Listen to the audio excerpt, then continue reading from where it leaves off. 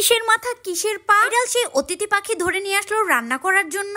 পাখির মাংস খেয়ে পাগল হয়ে যাবে কখনো ভাবিনি। আসসালামু আলাইকুম, হ্যালো এভরিওয়ান, সবাই কেমন আছেন? তুমি যখন আপনার ভাইয়া নিয়ে এসেছিল ভেবেছি এগুলো মুরগির বাচ্চা, বললাম একদমই মুরগির বাচ্চার মতোই লাগছে। তো এটা দেখতে একটু অন্যরকম ছিল, তো মাথায় এরকম দেখে আমি ভয় পেয়ে গিয়েছি। তুমি দেখতে হাঁসের মাথার মতো লাগছিল, ছিলাম এটা আবার কিসের মাথা। পরে যখন আমি পা দেখেছি দেখতে পুরাই কাকের পায়ের মতো, আমার একটু কেমন কেমন লাগছিল। তারপর আমি সাথে সাথে আপনাদের ভাইয়াকে কল দিয়েছি, দিয়ে বলছে তুমি এগুলো কি পাঠিয়েছো, মুরগির বাচ্চার পা বা মাথা এইরকম কেন? এই মাথা আর পা দেখে একটু একটু ভয় লাগছিল। পরে আপনার ভাইয়া বলছিল আরে বোকা এটা তো অতিথি পাখি। আমি আবার আপনার ভাইয়াকে জিজ্ঞাসা করছিলাম অতিথি পাখি কি খাওয়াও যায়? সে আমাকে বলছিল হ্যাঁ এটা খাওয়া যায়। এবার তাকে বলছিলাম সত্যি কি খাওয়া যায়, একটু ভেবে চিনতে বলছো তো বা জেনে শুনে? কি এবার চিলের মাংসর মতো খেলে পাগল হয়ে যায়? বারবার করে তাকে জিজ্ঞাসা করছিলাম, সে আমাকে বলছিল পাগল কোনো সমস্যা নাই, এই পাখি খাওয়া যায়। যখন কাটছিলাম একটু কেমন কেমন জানে আমার কাছে লাগছিল,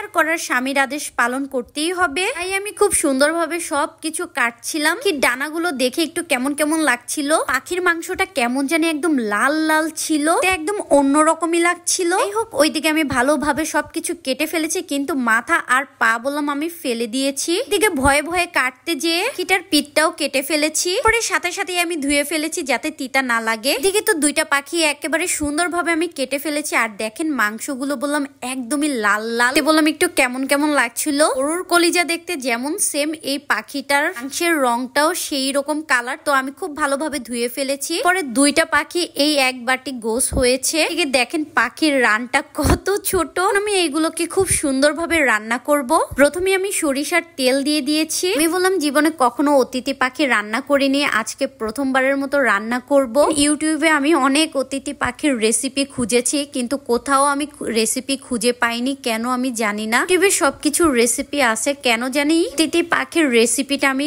পেলাম না। সে কি আর করার, হাঁসের মাংসের মতো করেই আমি রান্না করব। প্রথমে আমি সরিষার তেল দিয়ে দিয়েছি, গরম মশলা দিয়েছি, পেঁয়াজ দিয়েছি, এখন আদা রসুন বাটা দিয়ে দিয়েছি। এখন এগুলোকে সুন্দরভাবে কষিয়ে নেব। পরে এখানে একটু লবণ দিয়ে দিব, আরো দিয়ে দিব শুকনা মরিচ। শুকনা মরিচ দিলে বললাম অন্যরকম সেন্ট মানে গ্রান আসবে, আর খেতেও অনেক মজা লাগবে। এখন এগুলোর ভিতরে দিয়ে দেবো একটু পানি, তারপরে দিয়ে দেবো হলুদের গুঁড়া, মরিচের গুঁড়া, ধনিয়ার গুঁড়া দিয়ে দেব, আরো দিয়ে দেব গরম মশলার গুঁড়া। এখন যে মশলাটা দিচ্ছি এটা কালা ভুনার মশলা। ভালোভাবে কষানোর পরে দেখেন কত সুন্দর একটা কালার চলে এসেছে। দিয়ে দেবো একটু জিরার গুঁড়া, যাতে করে পাখিটা খেতে অনেক বেশি ভালো লাগে। তারপরে আরেকটু পানি দিয়ে ভালোভাবে সব মশলাগুলো কষিয়ে ফেলবো।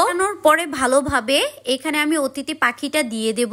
আর এই দেখেন খুব সুন্দরভাবে আমি নিয়েছি, খুব সুন্দরভাবে। একটা কথা, আপনারা কি কেউ অতিথি পাখি খেয়েছেন অবশ্যই আমাকে জানাবেন তো।